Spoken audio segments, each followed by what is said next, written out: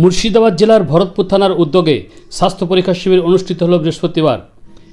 এদিনের এই স্বাস্থ্য পরীক্ষা শিবিরে ভরতপুর থানার ওসি সুরজ সরকার ও অন্যান্য পুলিশ আধিকারিক সহ মোট 70 জন পুলিশকর্মী স্বাস্থ্য পরীক্ষা করেন। উপস্থিত ছিলেন ভরতপুর ব্লক প্রাথমিক স্বাস্থ্য কেন্দ্রের আধিকারিক সুবীর কুমার গোলদার।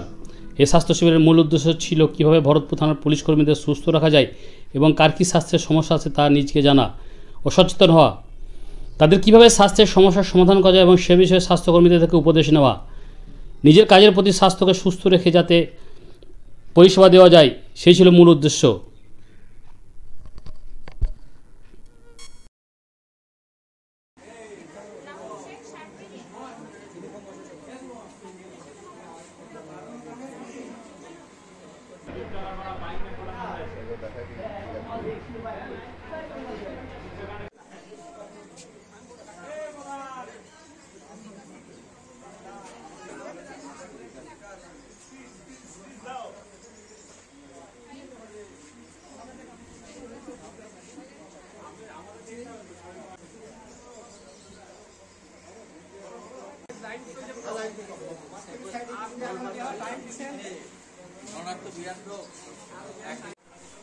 निर्देशन একটু